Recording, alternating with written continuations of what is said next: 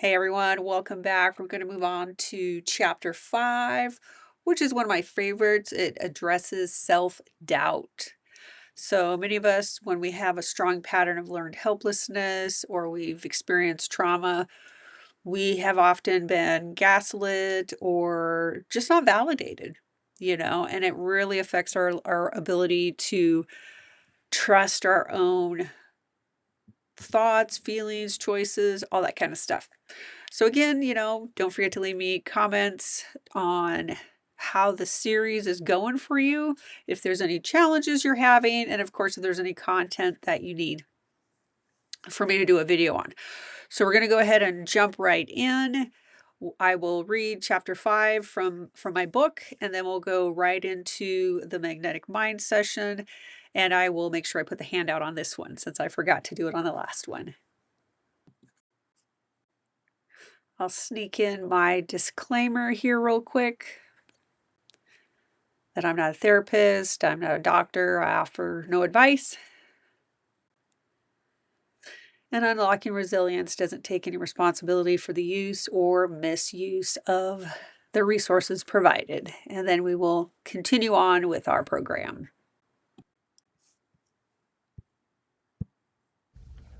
Chapter 5, From the Residue of Trauma, Learned Helplessness.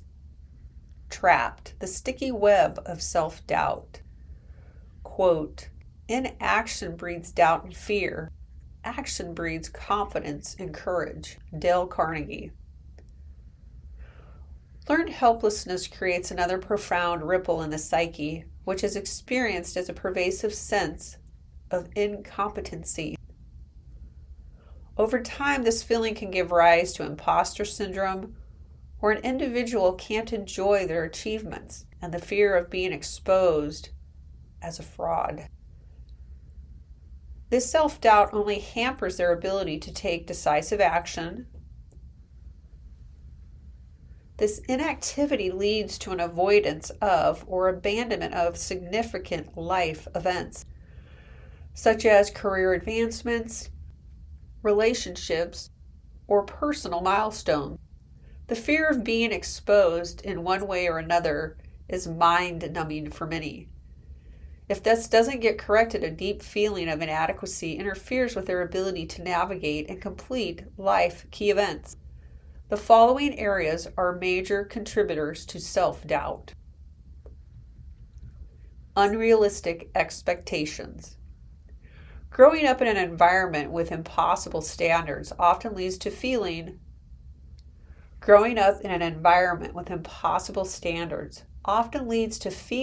of chronic inadequacy.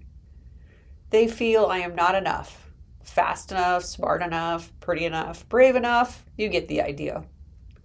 Or the flip side of weak or unpredictable standards prevents a person from learning the life skills to be happy. Negative reinforcement.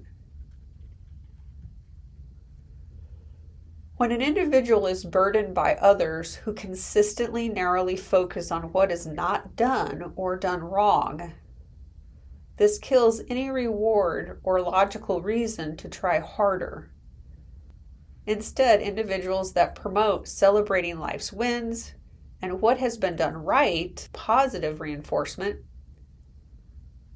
to encourage self-improvement is what provokes positive change. I often learn what an individual's trauma is by watching them with their pet and how they do or don't train them. Everyone enjoys a well-trained pet, even the pet. A lot of pet anxiety is from the animal not knowing who is supposed to be making the decisions in life and being left alone for too many hours in the day. Another factor is being removed from the mother too soon, especially true with cats. I have worked on a lot of crazy hostile cats. 98% of them have a separation wound that was still active in their brain. Integrating these can allow the cat to develop new behavior. Trauma patterns are fairly easy to see in brain imaging scans if you know what you're looking for. United States doctors believe that these orbs on the scans are an imaging issue. Yet in Germany, there is research into these orbs for what they are: trauma patterns held in the brain. Every person I have worked with that has blood sugar issues has an orb in the frontal area of the brain that regulates blood sugar. I find the research fascinating. The blame game. Being punished or blamed consistently for real or perceived failures of others, or even your own, is crushing to the heart. The belief it is all your fault, everything turned out this way, is inaccurate. Reminding my clients and myself that it is statistically impossible for everything in every situation to be all their fault. Everyone has their part in the game of life. Sometimes you win and sometimes you lose.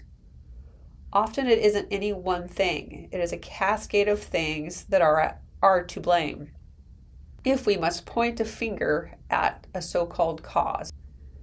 Be skeptical of anyone that is more focused on finding blame instead of solving the issue at hand. I find this true in dating. Anyone that spends time complaining how their last partner did them wrong means I am just the next one that will be complained about or to. Hard pass for me. I can still get on a jag at complaining to myself or others, and I have to stop and ask myself, what need isn't being met that has me fall back into this coping style of complaining? Complaining fills a need for something. Meet that need and shabam. No more desire to complain. Diminished confidence. Diminished confidence can show up as a hypersensitivity to real or perceived rejection.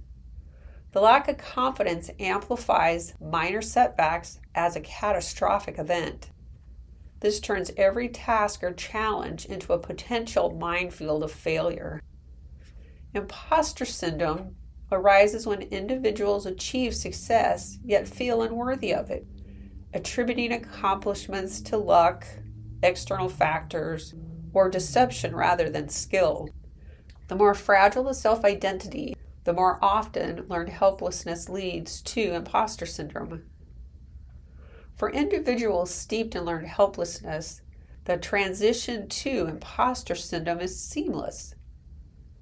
Instead of enjoying life's wins, they check it off of their list as things to do.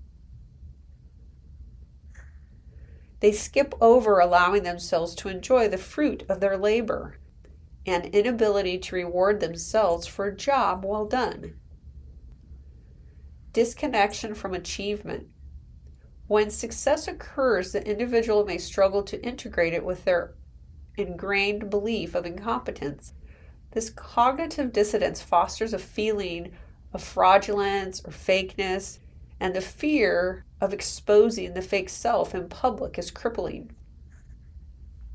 An inability to accept their past, an inability to accept their part in success is like not being able to accept responsibility for one's actions. Haunted by self-doubt. Success does not diminish the feeling of inadequacy, but often amplifies them. Each achievement feels like another opportunity for failure or exposure. Internal thoughts often include, I don't belong here, they're going to figure it out one day, or what happens if I got there by mistake? I walk clients through this tangled mess, helping them to discern all the steps that are making them successful, so they will do more of them, and to celebrate the wins with them, learning it is safe to enjoy the journey of life instead of feeling empty or anxiety when they have reached a mile marker in life. Avoidance of opportunities. This was a big one for me to overcome, to avoid the anxiety of a potential exposure. Individuals may turn down promotions, dismiss accolades, and avoid high-stakes situations. When one felt exposed as a child, they will do anything to avoid feeling that again, especially if a child was taken advantage of in times of vulnerability, innocence, or consistently. They learn not to take risks and that no one can be trusted. The level of stress a person goes through when they realize the person they are surrounded by are harmful. This could be family, work, or institutional situations. Being in stressful situations without relief is another area that needs to be resolved for many before change can happen. Paralysis in life events. Imposter syndrome profoundly impacts an individual's ability to engage with or complete significant life events. Fear of inadequacy leads to reluctance to pursue new opportunities. Whether it's a better job, a loving relationship, the risk just feels too great. These people often suffer from burnout as they overwork themselves to prove they deserve the position at work, a partner, a compliment. Feeling paralyzed in relationships either by avoiding emotional intimacy, from a deep fear of rejection or exposure.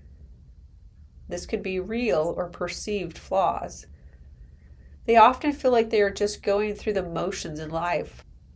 I feel this as a deep grief within them.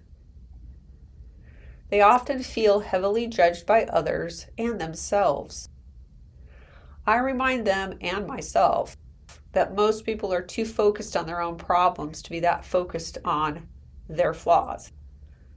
However, with the increase of cancel culture and gang stalking, imposter syndrome becomes even more intense. The fear of attack is real, and it feels like it can happen to anyone at any time. Finding a healthy tribe to be with can feel challenging when so much fear is bubbling up in the subconscious. All of these can cause an avoidance of personal growth milestones. Major life transitions can be missed, such as pursuing an education, starting a family, changing jobs. It all feels insurmountable. The idea of suffering one more failure keeps them stuck. Failures are not seen as an opportunity for learning, but rather a proof of inadequacy. A shame avalanche is what one of my clients says it feels like. You haven't made a mistake, you're still learning. Instead of feeling excited or a sense of accomplishment, many times they will feel a sense of relief that it's over, and then they are on to the next task. The feeling exposed or seen during a celebration is what is being avoided. The inability to celebrate an accomplishment is another sign of learned helplessness, just a different flavor of it. To help clients overcome many of these patterns, I have them start with safe requests. I help them reclaim life's milestones so they can engage more fully in life. It's all about the ability to engage more into the life you want and engage less in the life you don't. Celebrating little wins. I celebrate and encourage people to continue taking steps that align with their personal values and desires, or help them find their values and desires. Do you know yours? Can you list them now? Your top 3 values. Can you list your top 3 desires? Write them down. Learn to be grateful for your progress, no matter how small, helps develop self-agency. Finding an outlet for creative expression, even if it's only just for them.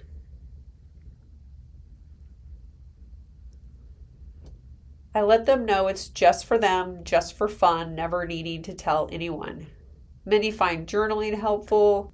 Many have found dance classes to be extremely helpful as a form of self-expression. Self-compassion. Accepting imperfection as part of the human experience allows for greater resilience. Cutting yourself as much slack as you cut others can be very nurturing. Releasing hypervigilance, perfectionism, for a that's good enough attitude.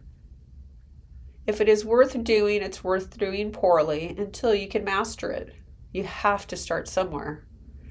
Releasing perfectionism was a hard one for me. I realized it was an issue when I was in a job performance review and I was told I was too efficient. I had the belief that you can never be too efficient. However, my perfectionism was keeping me out of the flow with my fellow coworkers.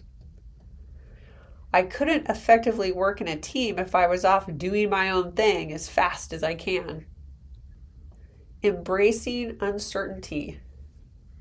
Life involves ambiguity. I still can stress out on this one. Learning to tolerate uncertainty is a critical skill for overcoming inaction and anxious behavior. Some individuals view uncertainty as an adventure rather than a threat. I can honestly say I'm not there yet. I am much better than I was. I have taken more risks as my tolerance for uncertainty strengthens. But there is a part of me that has a hard time tolerating the unknown. I often remind myself 99% of the stuff I worry about will probably never happen. But the 1% I want to be prepared for. The preparation process looks different for each person. Understanding what makes you feel safe and not safe helps you develop a plan to embrace uncertainty. Reclaiming mastery over your life is not about eradicating self-doubt, but learning to skillfully act despite it. Each small step forward chips away at the false narrative of incompetence and imposter syndrome, paving the way for a life filled with authenticity, accomplishment, and more fulfillment. This is the end of Chapter 5. Chapter 5 audio will follow. And excuse me, and we're ready to start Chapter 5's worksheet. Self-doubt is such a big chapter. There's so many areas to work on this one. However, again, right before we listen to the audio, you can focus in on your body. How are you feeling? And what do you notice? And we're just going to quickly go through the questions before we jump right into the audio. And of course, you want to focus on why are you here today? What do you want to create or shift? And who or what affects you negatively? And again, you can either write it down on your worksheet or you can just kind of let the things come into your active experience. Where do you lack confidence? Who or what do you avoid most in life? Some of us are really adverse to conflict, and others look at conflict as just a conversation. It's an interesting look. And how does it and how does not getting your way make you feel? That one was a big one for me. Some of us, if we don't get our way, we can shut down. Some people get angry. So it's pretty interesting. Okay, so I'm going to go ahead, hold that in thought. You can write that down if you need to. We're going to jump right on into the integration audio. Hi, everybody. This is Gina, and we are moving on to Chapter 5. Again, go ahead and download your journal audio tracker, or you can just use a blank piece of paper. And you want to give yourself credit for sticking with the program and making you a priority. And again, as we start this session, focus in on how do you feel? What are your emotions, your mood? What does your body feel like? And you can just mark that down to the top of the left-hand column. And again, relating to the topic you want to work with out of Chapter 5, you need to acknowledge, what are you doing that is working for you? As you jot those down, your nervous system is going to record that, oh, this is working. I should do more of this. Do a little celebration. Be able to validate yourself for the things you're doing right. It actually rebuilds the neural networks in the brains when you're doing that. And then in relation to this topic, the next one is, what do you want to create? Is this something you need to completely eliminate from your life, or do you just want it to be a little different in your life? What are those things you want to experience?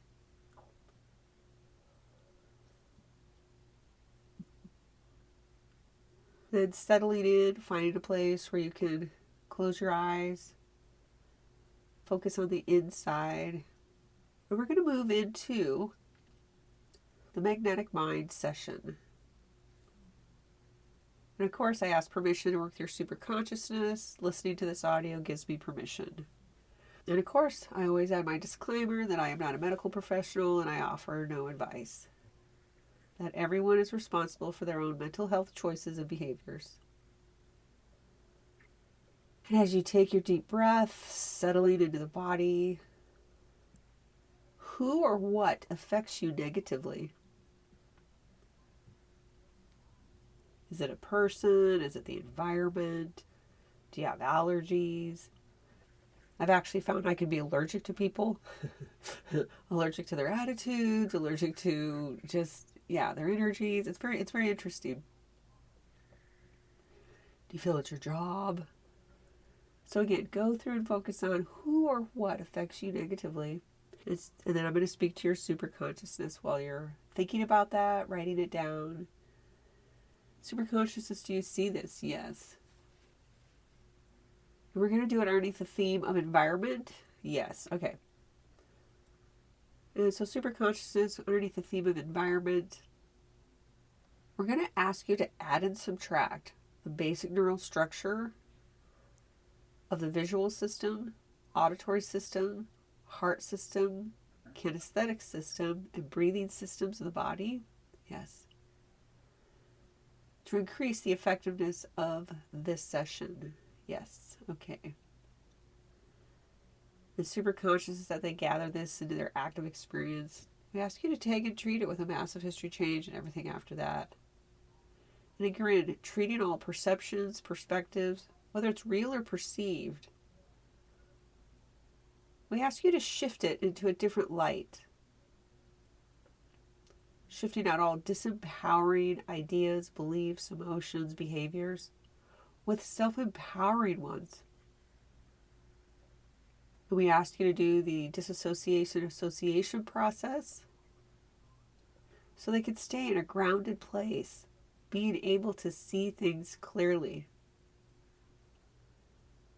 Treating all fear of rejection and treating that recoil response. Can you see that? Yes. So treat that with a massive history change and everything after that. Reinforcing all positive emotions. Reinforcing their truth. Treating all sabotage. Again, real or perceived. And when ready, do a massive history change and everything after that. And take a deep breath in. Then we're going to move on to, where do you lack confidence? This is a super popular one. I get so many people that really want me to help them build, how do I build my self-confidence? How do I build work confidence, relationship confidence? And usually the fastest way to build confidence is to make the unfamiliar familiar. So superconsciousness, please go through and do a diagnostic on what's blocking treatment, what's blocking communication, and what's blocking their ability to make the unfamiliar familiar. Anything that blocks curiosity, anything that's blocking their ability to grasp and hold on to this life. And again, treat any areas, any emotions, feelings, concepts,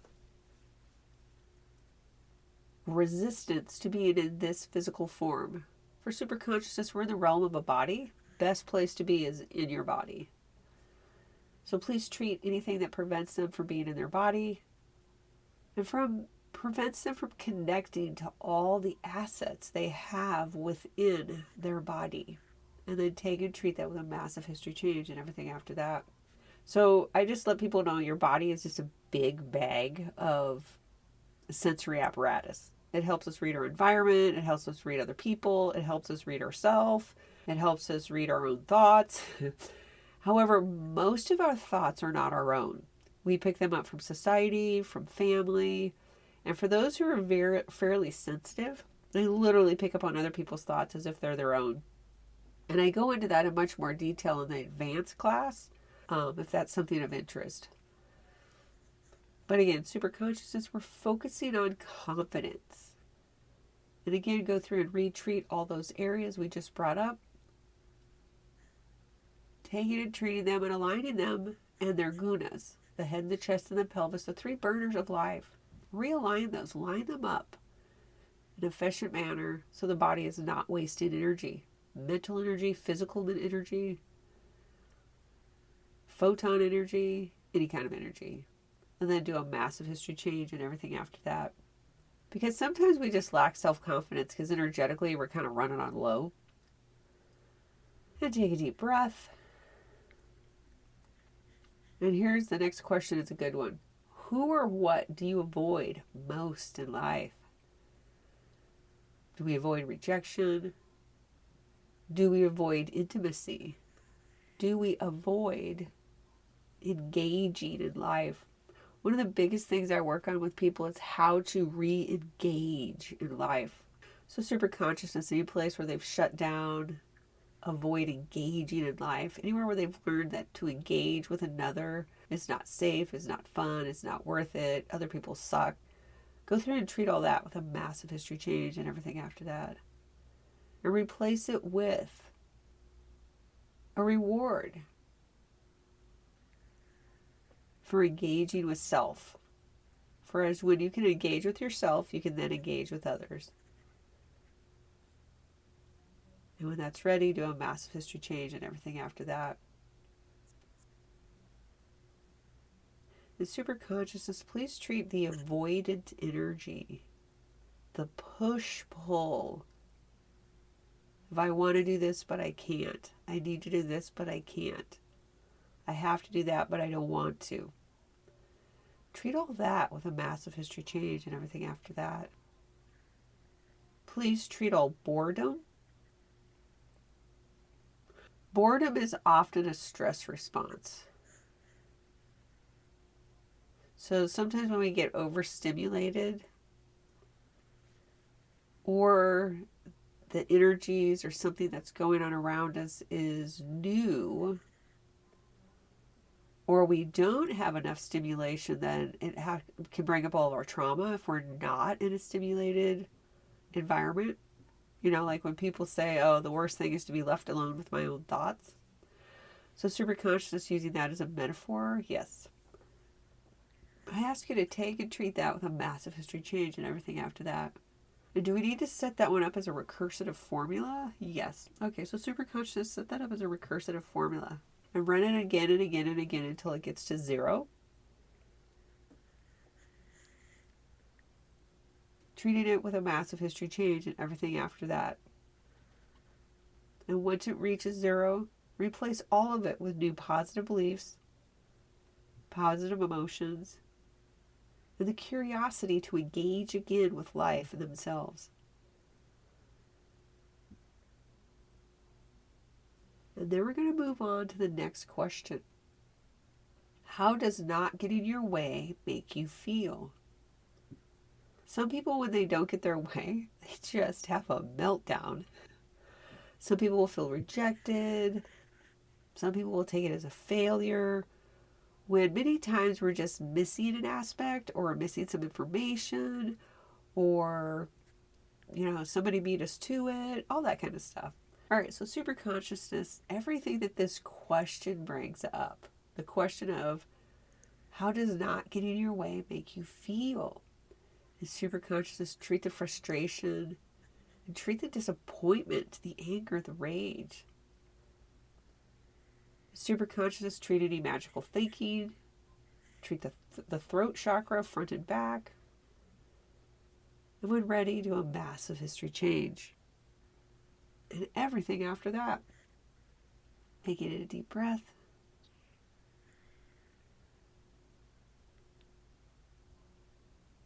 Superconscious, can you see that energy? Yes. Okay, go ahead and treat that also.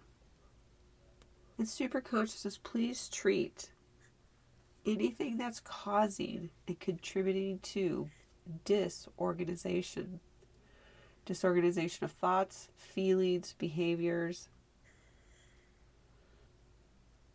and disorganization of anything from like body parts, digestions, body systems.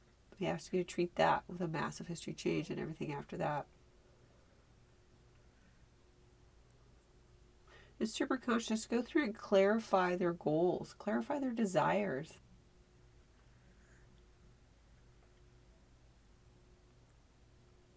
And when ready, do a massive history change and everything after that. Again, treating disappointment and using the metaphor of throwing in the towel. Treat all of that.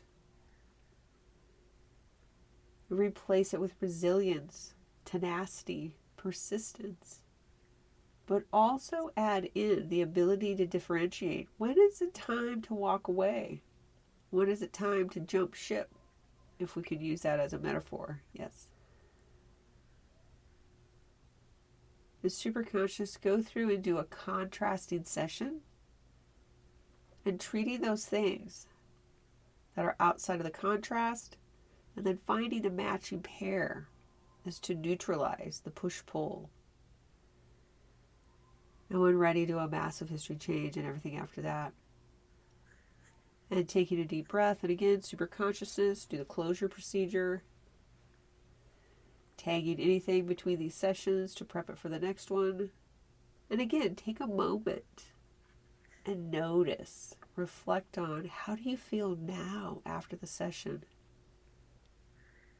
If you rethink about your original topic that you selected, are you able to see and feel it differently?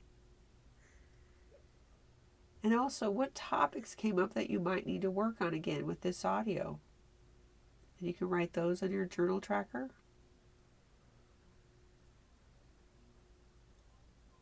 And again, marking down how you feel now. Some people like to use a 0 to 10. 10 is like, you have to make sure you stay consistent, because people switch the 0 and 10 back and forth. So 10 is like, life is so amazing, and 0 is like, it's so awful. So if you started at, say like a 2, are you at an 8? Or are you at a 4? So create whatever system you like to work with that helps you to track how are you feeling before and after the session. And again, as you move forward through your day, through your week, see if you think a little differently about this topic. And you may notice you're going to start, now that we're on chapter 5, we've done a few of these, you're going to start to notice that when you're put in the same old situations, you're going to start responding differently.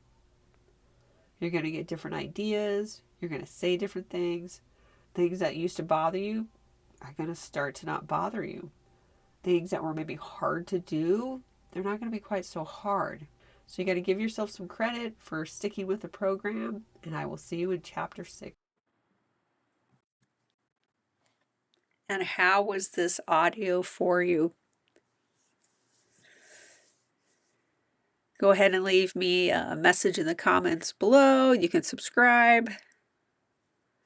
Let me know how the program's going for you. Let me know which chapters you've done. You can tell me which ones were the most intense.